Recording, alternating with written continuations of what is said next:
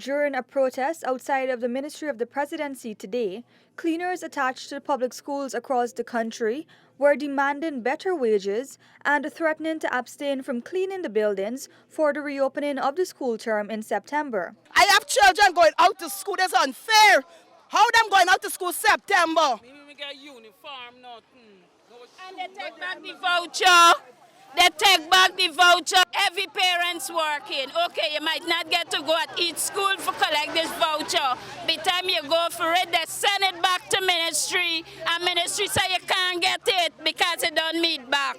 I need cleaners to be treated fair. We know that school is out, but they have the bulk of work at the end of the term. And 1 week money cannot mind a family for whole month. What will we do during the rest of the month? We have children to turn out to school in September. I have 3 children to go to school. And it's unfair. $7,000 for August cannot mind me and my children. They used to pay us for 8 hours and they suddenly decreased the hours to 6 hours.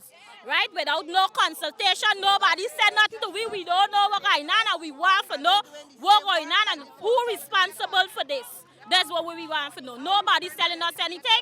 No HM don't know, nobody don't know. We need to know what is going on. Cleaners are being paid for 6 hours a day at $312 per hour, even when they work longer hours. Additionally, NIS isn't paid for the employees, therefore they will not get a pension when they retire. More shockingly, the workers were informed that they will only be paid for 2 weeks in July and 1 week in August. First Vice President of the Ghana Public Service Union, Mortimer Levan, explained that tireless efforts have been made to improve the situation since 2003. This situation is developing further into an economic disaster for the workers and their families.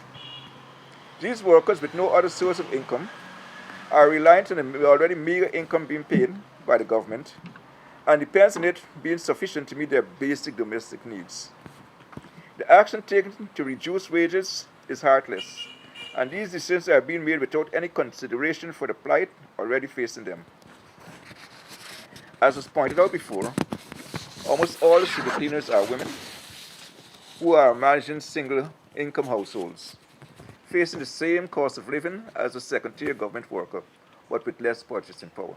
Second Vice President Dawn Gardiner further explained that these actions go against government's commitment to champion the cause of women empowerment since majority of the cleaners are female. Let's take, for example, the NIS. Under the terms and conditions that these persons are employed, and mind you, this employment was done since the previous administration. Under those terms and conditions, one NIS, they're earning in excess of what the law provides, and NIS is not being deducted from their salaries. So there's no NIS benefits for them. They have worked, as Mr. Livon said, some of them have worked in excess of 15 and more years. They have also worked in excess of the required years to earn a pension. At the age of retirement, there's no pension for these persons.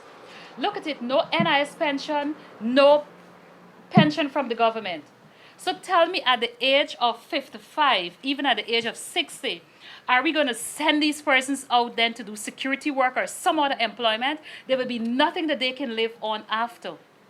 Nothing. Or do they have to depend on their children or remittance from overseas? Where are we heading? And we are talking about women. This is a matter affecting women in our society, and it needs to be addressed immediately. After the protests, a GPSU delegation met with the permanent secretaries and advisors at the Ministry of the Presidency who promised to look into the matter. GPSU is demanding that a cabinet decision which was made in 2013 be honored, whereby cleaners will be paid the minimum wage and that employers must pay their NIS. Davina Samaru, Newsroom.